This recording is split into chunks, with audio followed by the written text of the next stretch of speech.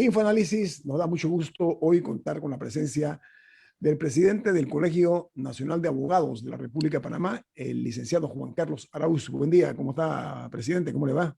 Muchísimas gracias por la invitación y un saludo a todos los que nos escuchan y a todos los que participan del panel.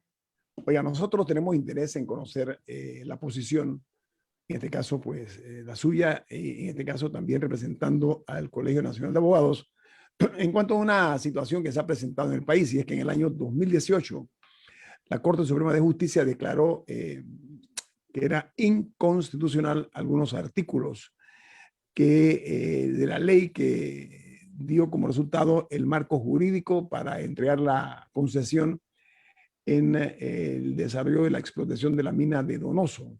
Eso en el año 2018.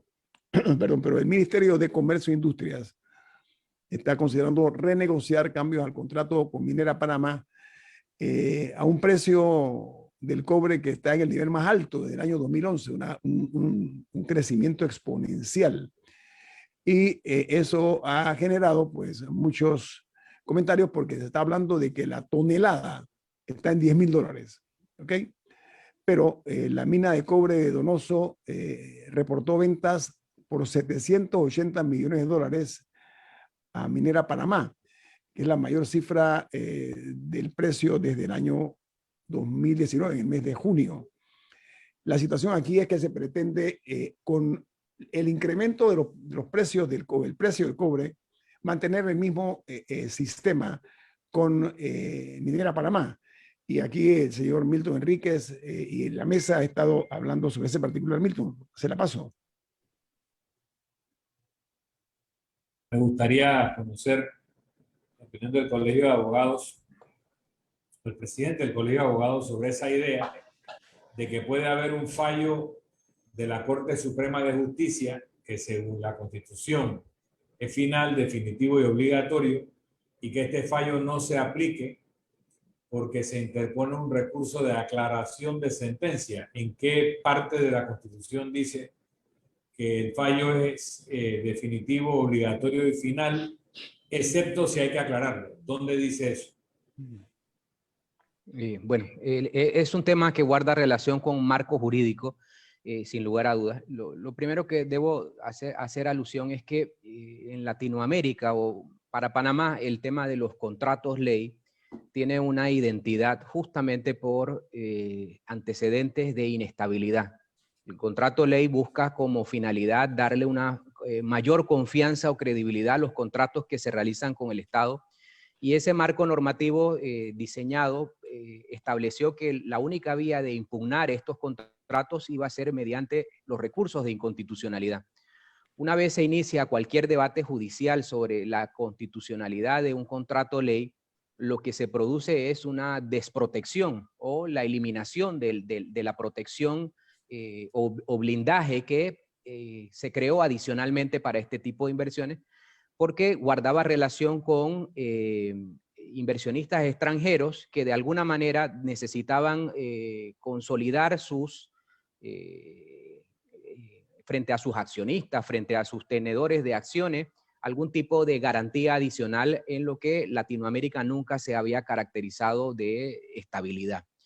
Esa realidad obviamente nos devuelve al plano local de que nuestra Corte Suprema de Justicia, al demorar tantos años en debatir una constitucionalidad sobre un contrato, agrega un elemento de complejidad, y es que mientras una empresa empieza a desarrollar inversiones y agregar recursos a lo que es el proyecto inicial, obviamente agrega complejidades en la ejecución propia de una actividad comercial, y eso agrega complejidades de carácter político al país, porque obviamente de alguna manera la empresa que desarrolla y la empresa que invierte tiene que tener algún tipo de respaldo por parte del Estado. Creería que en este momento el Estado está en un viacrucis de que obviamente en el plano jurídico la inconstitucionalidad decretada lo que va a plantear es el desafío de cómo se comporta lo político ante realidades como una inversión realizada. Perdóneme, licenciado, para precisar. Hay un fallo del 2018. Ya la Corte falló que el contrato es inconstitucional. La aplicación del fallo que es definitivo, obligatorio, final, no se ha dado porque se aduce que la parte afectada presentó una solicitud de aclaración de sentencia. Usted como abogado, presidente del gremio, lo que quisiera que me dijera es si ese recurso de aclaración de sentencia va por encima de la Constitución y hace del fallo de la Corte que no sea definitivo y obligatorio, sino está suspendido. ¿De dónde sale este argumento jurídico? Porque yo entiendo lo que usted dice de que América Latina genera inseguridades jurídicas, porque entonces estamos reconociendo que aquí no hay un Estado de Derecho. Cuando nosotros nos vamos por el camino del contrato de ley, estamos diciendo, en este país no hay un Estado de Derecho y por eso hay que dar una salvaguarda. Pero el problema con esos contratos de ley es que están sustentados no en la Constitución, sino en una ley, en la ley del embudo, porque lo ancho en la protección va para la empresa, pero cuando la empresa la incumple, nos toca lo angosto porque no hay manera de hacerla cumplir y se van montados en una realidad fáctica, que es la inversión ya establecida, sin contrato, actuando como si el contrato estuviera vigente. Entonces, la pregunta es, ¿puede una solicitud de aclaración de sentencia suspender los efectos de un fallo de la Corte Suprema de Justicia, como la Constitución dice que es final, definitivo y obligatorio? Sí, la respuesta es categóricamente sí. Es un tema procesal. Desde Sí el mismo... puede.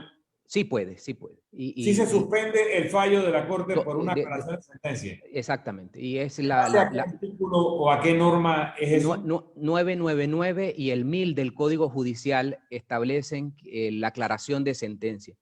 El punto es el siguiente: desde el mismo momento en el que se comunica la decisión, la sentencia, la parte dispone de un término para anunciar esa aclaración de sentencia que para los efectos, como tiende a buscar la aclaración de puntos oscuros o determinar algún tema excluido de la sentencia, la firmeza de la misma no se le permite porque justamente necesita replantearse el contenido integral del fallo. Una pregunta. El Código Civil dice que cuando la norma es clara no requiere aclaración. Cuando un fallo dice en su parte resolutiva que se declara inconstitucional un contrato, ¿qué hay que aclarar allí?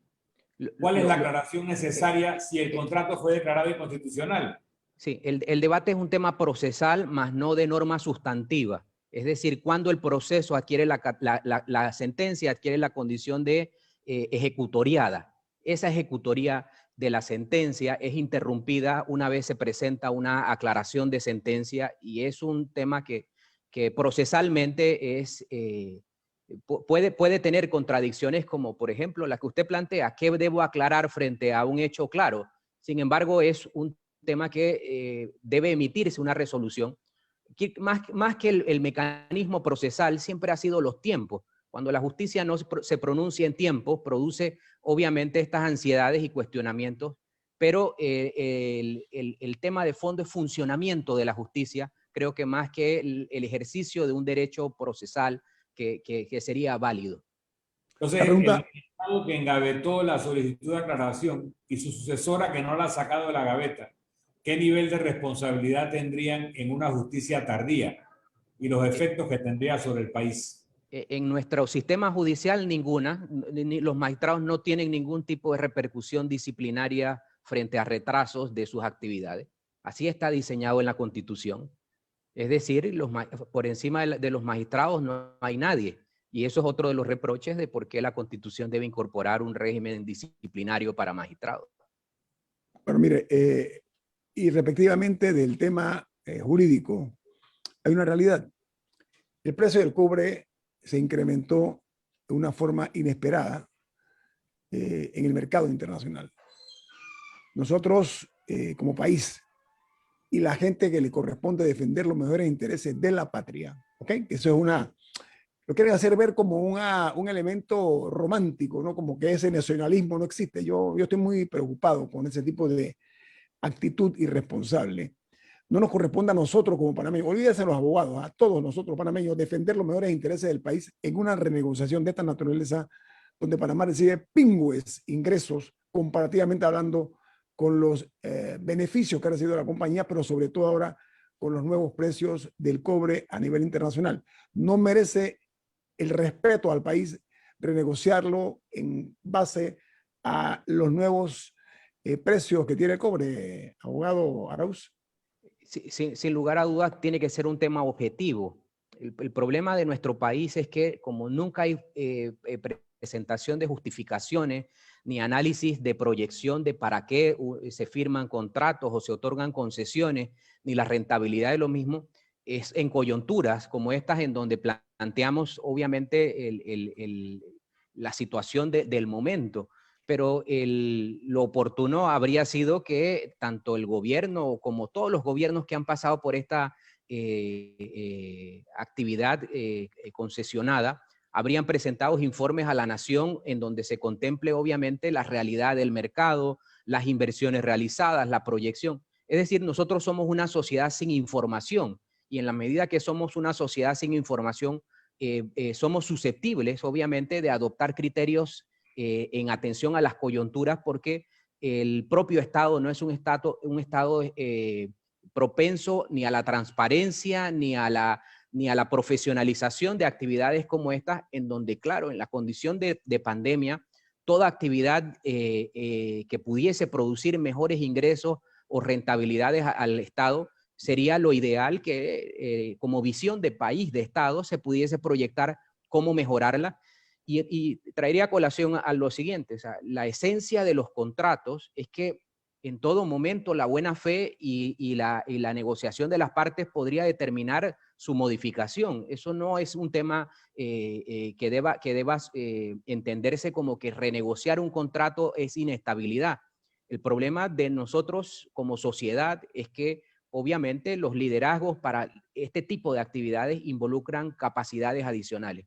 Ok, vamos al corte comercial. Al regreso, continuaremos platicando con el presidente del Colegio Nacional de Abogados, el licenciado Juan Carlos Arauz, sobre el tema de Minera Panamá, que inquieta tanto a las personas pensantes de este país como los que escuchan este programa. Viene más, no se vayan.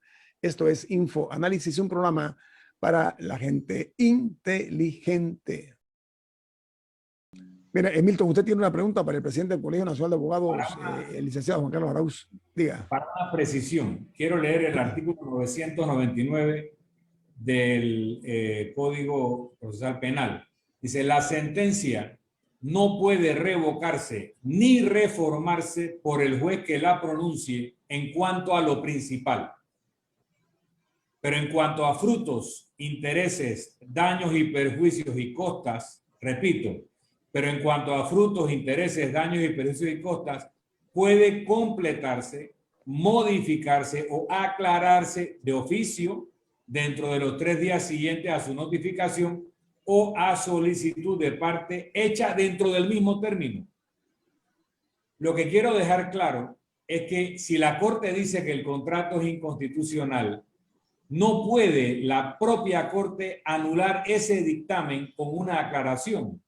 Por lo tanto, decir que el efecto del fallo está suspendido a la espera de una aclaración no corresponde con el artículo 999 del Código, que dice la sentencia no puede revocarse ni reformarse por el juez que la pronuncie en cuanto a lo principal. Y lo principal es que el contrato es inconstitucional.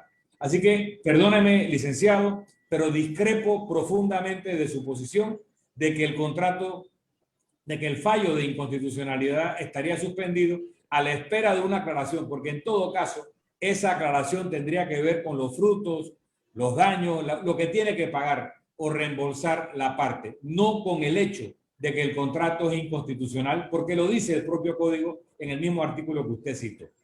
El punto, no voy a debatir sobre, porque a mí no me interesa si procesalmente la Corte rechaza la aclaración. Nos debiera interesar a todos los panameños y al presidente del Colegio de Abogados también. El punto es que este 999 se lee en relación al 995, que indica que la sentencia no queda ejecutoriada hasta tanto se agoten los recursos presentados dentro del término. Una vez se presenta la aclaración interrumpe la ejecutoría del fallo. Ese es un tema que obviamente usted al analizarlo se refiere a qué puedo aclarar de la inconstitucionalidad si ya está dada.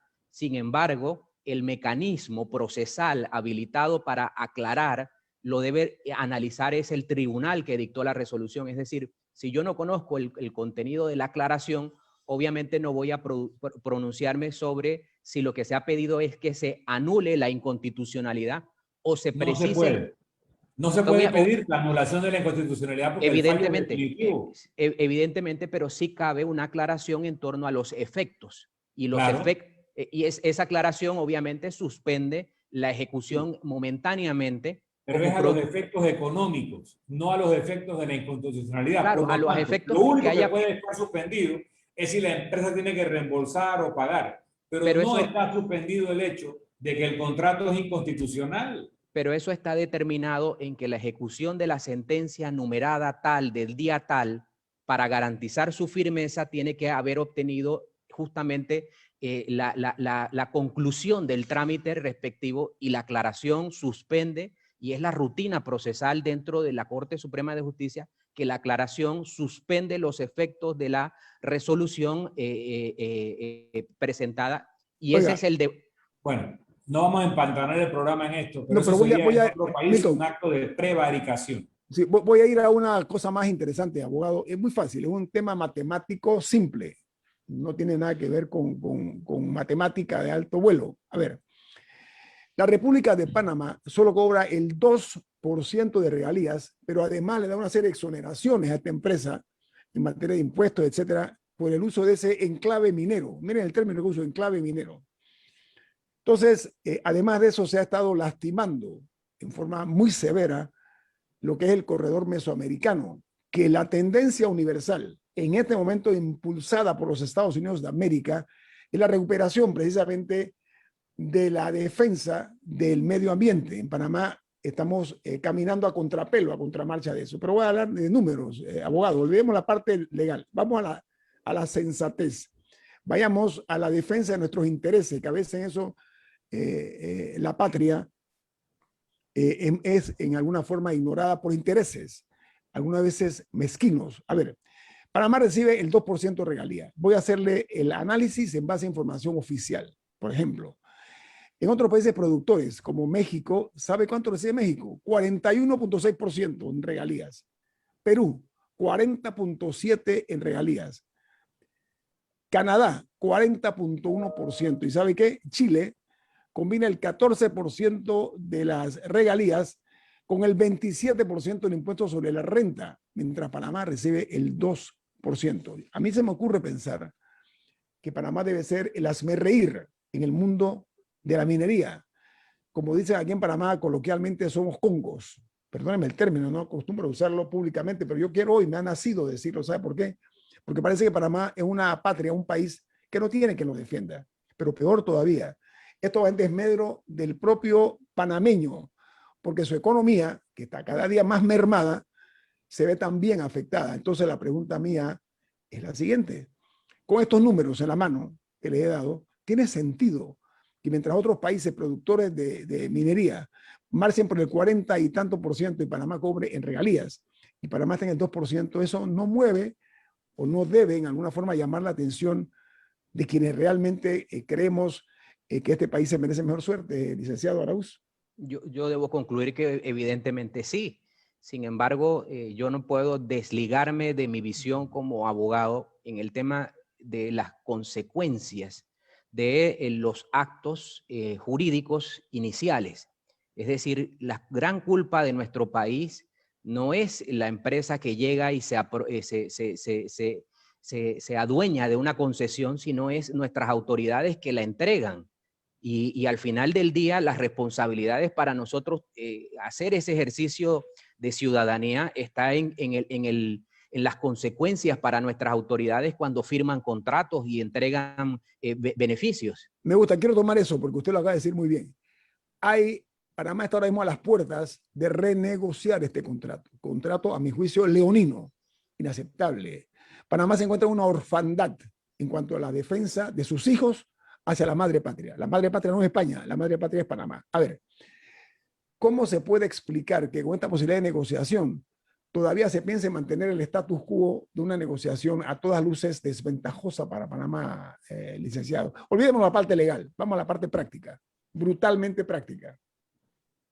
Lo que ocurre es que no puedo desligarme de la parte legal porque aquí hay una articulación de protección de la inversión, la seguridad jurídica proyectada, el capital. ¿Y quién protege al país? ¿Y quién protege al país? Eran nuestras autoridades malas que otorgaron la concesión, no tenemos legislación suficiente, no hay sanción, nuestra justicia no funciona. Es decir, el problema es nuestro, no del que llega. El que llega simplemente llega a condiciones mal hechas y obviamente desastrosas, pero nosotros gravitamos en echarle la culpa a otro. El problema son nuestros gobernantes que con el paso del tiempo ni fortalecieron el tema de los contratos, ni fortalecieron el régimen jurídico, y obviamente en coyunturas como esta se presenta que obviamente señalar a alguien hay que hacerlo. Sin embargo, si yo miro para atrás, este es un problema gubernamental puro y duro. Si yo quería un régimen más eficiente, ¿por qué no trabajé en ello? Si yo no tengo herramientas de contradecir, de negociar, obviamente se genera la perturbación de la inversión extranjera, que es la que hoy día podría ser el motivo de preocupación para las decisiones que en adelante se puedan tomar. Bueno, pero hay algo importante aquí que tenemos que definir primero. ¿Queremos o no queremos la minería? Porque ahora mismo salió una posición que a mí me preocupa mucho. El arzobispo de Panamá, oponiéndose radicalmente a la explotación de la minería de cobre. Entonces, esto me perturba, y yo creo que a muchos panameños que estábamos contentos de saber que el precio del cobre estaba subiendo a términos ascendentes, con una tendencia permanente a seguir subiendo. Entonces eso quería decir, decían las personas que esta era una solución para cancelar la deuda externa, si Panamá cobraba lo correcto en regalías. Pero me ha preocupado que ha salido el arzobispo con el peso específico que tiene la Iglesia Católica en Panamá, un país que la profesa mayoritariamente. Entonces, nosotros yo creo que debemos primero definir si queremos el negocio de la minería. Y específicamente la minería de cobre, porque lo que tenemos en Petaquilla no es nada comparado con lo que tenemos en Cerro Colorado. Entonces, hay cosas que de verdad nos deben preocupar a nosotros y empezar a definir lo básico, no quedarnos en una discusión que yo creo que Milton tiene toda la razón. Ya eso no es discusión. La aclaración esa es innecesaria en este momento. Pero me preocupa que la tendencia, hay mucha gente que se quiere oponer y hay que definir eso. Yo no sé si tendremos que hacer un referéndum o hacer algo más contundente. Camila. Cambiando el tema un poco, la semana pasada se dio la postergación de la audiencia del caso Lavallato hasta marzo de 2022. Estamos hablando de aproximadamente 9 meses. Otra postergación, porque esa audiencia se ha intentado hacer desde finales de 2019 y se ha ido postergando y postergando y postergando por recursos, ausencias, la pandemia. Y vimos que en este caso, un caso importante, estamos hablando de 42 personas imputadas y que 33 iban a ser llamadas a juicio en esa audiencia. Se pospuso porque 2 abogados no llegaron y se les dio una multa irrisoria de $100, que es la multa máxima que aparentemente se permite. Como presidente del Colegio de Abogados, ¿cómo evalúa usted estos incidentes que se dan todos los días en Panamá, que aparentemente no se puede realizar ninguna audiencia, porque basta con que una persona llegue con una incapacidad médica y a veces ni eso, simplemente no lleguen y ya no se puede realizar la audiencia? ¿Permite o no el sistema en esos casos imponer un defensor de oficio o alguna manera de asegurar que el proceso pueda seguir? Lo primero que menciono es que estos procesos se están siguiendo bajo las reglas del sistema penal inquisitivo mixto, es decir, el sistema que rigió antes del sistema penal acusatorio. Y solamente habría que recordar por qué se cambió el sistema. Se cambió porque era ineficiente, porque era propenso a vulnerar derechos y porque la justicia no garantizaba efectividad.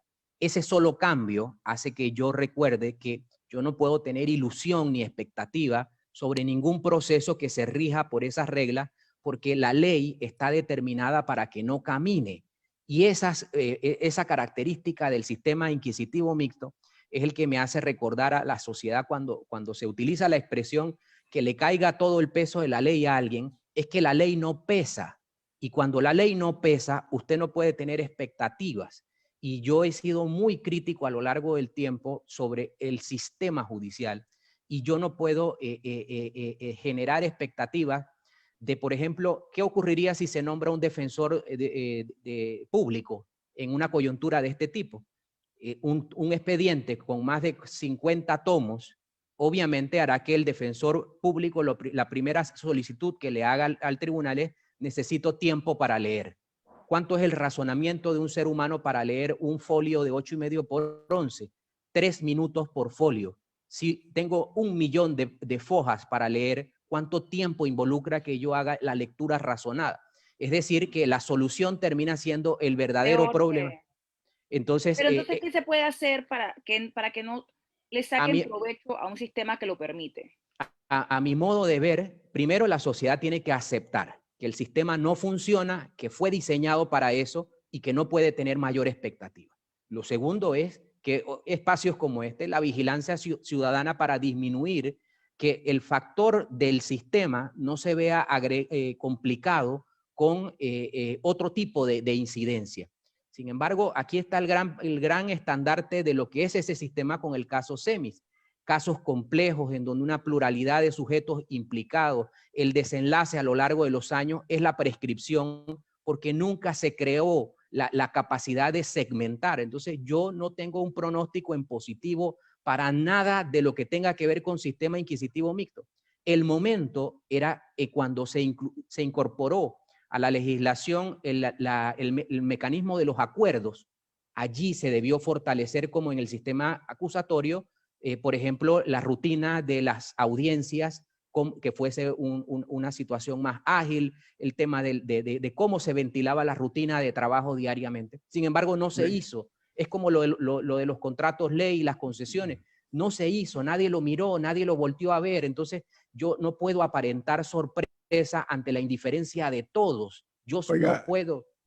Licenciado Araúz, muchas gracias por estar con nosotros esta mañana. El tiempo un tirano. Tengo que ir a un corte comercial. Licenciado Juan Carlos Araúz, presidente del Colegio Nacional de Abogados, muchas gracias por estar con nosotros esta mañana. Gracias. Que la pase muy bien. Vamos al corte comercial. Esto es Info Análisis, un programa para la gente inteligente. Bueno, hemos recibido aquí, recibo de una opinión del expresidente Ernesto Pérez Valladares. Él dice, cito: creo que el análisis sobre la mina de cobre falla al no mencionar cuál era la ley vigente cuando se dio la concesión. Ese 2%, hoy ridículo, era lo establecido en la ley, no el invento de ningún gobierno. Lo importante, dice el presidente Valladares, es que hoy, frente al fallo de la Corte Suprema de Justicia, se debe renegociar en función de la nueva realidad. Quizás en el Código Minero de antaño, cuando no había interés en Panamá para la minería, era más para incentivar que para gestionar una concesión. Parafraseando a Ortega y Gasset, el hombre y sus circunstancias, dice el ex jefe de Estado panameño Ernesto Pérez Valladares. Camila. Bueno, anoche se dio a conocer en un mensaje del Ministerio de Salud que a partir de mañana miércoles, las mujeres desde los 30 años se podrán vacunar con AstraZeneca, o sea, equipararon las edades.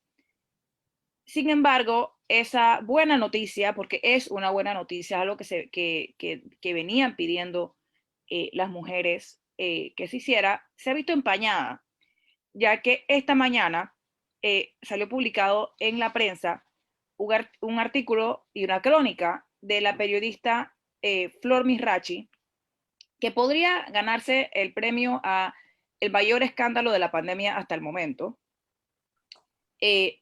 el artículo trata sobre una clínica clandestina en Coco del Mar, una clínica en la que se estaba dando vacunación de Pfizer, en la que la periodista junto a un camarógrafo pudo presenciar que al menos 17 personas se vacunaron. El artículo está titulado Vacunación anti-COVID clandestina en Coco del Mar.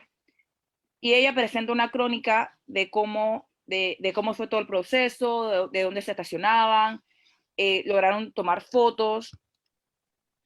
Y lo más preocupante es que en esta clínica tenían las tarjetas de vacunación del PAI, y que en un momento se dijo, cuando ella estaba preguntando a las personas que estaban ahí, que era un tema que era oficial y por amistad. Porque había tres alternativas. ¿Cómo la cosa por amistad? ¿Cómo por amistad? ¿Cómo así? Oficial y por amistad, presuntamente con gente de arriba. Wow. Es lo que se decía. Entonces, porque cuando uno escucha que hay una clínica clandestina de vacunación, hay tres opciones, o sea, al menos tres opciones. Una, que fuera solución salina, o sea, que fuera una mentira, que le dicen a la gente que es una vacuna Pfizer, pero verdaderamente es otra cosa. La opción dos es que sí fueran de Pfizer y que fueran importadas de manera ilegal, porque ese fármaco no tiene un registro sanitario en Panamá, así que en teoría nadie que no sea el Estado la puede traer. Esa sería la opción 2. Y la opción 3 es que es la más preocupante y la que parece, por las declaraciones brindadas ese día a la periodista, la más posible, que sea en contubernio con funcionarios del Ministerio de Salud, que se les haya comprado o dado un X número de vacunas de Pfizer estatales, Camila, para que las distribuyeran a un costo de $200 de manera privada. Aquí está, voy a darte la información más precisa. No, pero no he terminado. Pero no he terminado. Esas son las tres opciones, las tres primeras opciones de hechos en los que se podrían estar dando. Definitivamente tenían tarjetas de vacunación, a no ser que se aduzca que podrían ser falsificadas, pero si en el lugar se dijo que era con ayuda de gente de arriba, entonces se vuelve muy complicada la situación, porque supuestamente el Estado había garantizado que como custodio de estas vacunas, estas cosas no iban a suceder, y en parte se le ha negado el acceso a hospitales privados de que participaran en la vacunación, aunque fuera de forma gratuita, porque solo el Estado estaba aplicando estas vacunas. Pero esa era la regla era esa, que solamente los estados. Están abriendo una investigación, pero las cosas no se ven muy bien. A ver, la prensa lo que publica, y voy a darle el crédito que le corresponde a Flor Mirachi, dice que ellos apersonaron a Coco del Mar Suites, y las fuentes confidenciales dijeron que allí se estaba aplicando la vacuna contra la COVID-19 en forma clandestina, ese es el término, y que ellos pudieron corroborar, la prensa pudo corroborar, que solamente ayer al menos 17 personas recibieron la vacuna en ese local que, reitero, se llama Coco del Mar Suites. Sin embargo, cuando se les preguntó al respecto, los encargados de ese sistema de vacunación clandestina, la respuesta fue a la prensa que tenían que hablar era con un funcionario del Ministerio de Salud, que era quien daría las respuestas, porque dicen ellos que esa era la realidad. Pero, sin embargo, cuando la prensa se puso en contacto con la Dirección General o Metropolitana de Salud, a cargo de Israel Cedeño, el doctor Cedeño, él confirmó que esa actividad no estaba autorizada por el MINSA, por lo que prometió iniciar inmediatamente una investigación. Dice que el personal de las empresas Vidatec y Cordón de Vida estaba presente en el lugar de la vacunación, al igual que unos nombres que están aquí mencionando, que confirmaron que en ese edificio donde se desarrollaba la vacuna o la vacunación clandestina es de su propiedad. Entonces, ¿cómo es que en Panamá rompemos una vez más? No rompemos, imponemos el juega vivo. Esa es mi pregunta. O sea, volvemos al juega vivo, que parece ser no una tradición, sino una cultura, señor Murgas. Bueno, es muy triste lo que ha pasado, porque Panamá, estábamos orgullosos todos del manejo que le estábamos dando a la pandemia, y no hay derecho que funcionarios públicos colaboren para manchar el nombre de un gobierno que ha hecho las cosas bien frente a la pandemia, y eso duele, Guillermo, duele, porque aquí los únicos que podían vacunarse se iban a Estados Unidos, donde en Estados Unidos las personas se vacunaban y Estados Unidos aprovechaba lo que se llamaba el turismo médico. La gente iba y echaba un viaje y mantenía la economía andando. En cambio, Panamá, al cerrar todo el país, que pudimos haber hecho lo mismo que Estados Unidos, abrir el país para que llegara, para que los restaurantes funcionaran. Bueno, pero Estados Unidos hizo eso porque tenía a un porcentaje importante de de la población vacunada y tenía vacunas para repartir. Bueno, sí, pero Panamá también las tenía. No.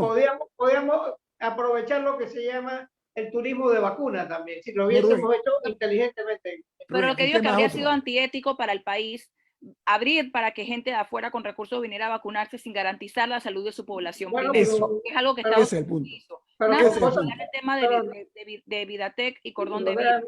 Déjame terminar. No se añade.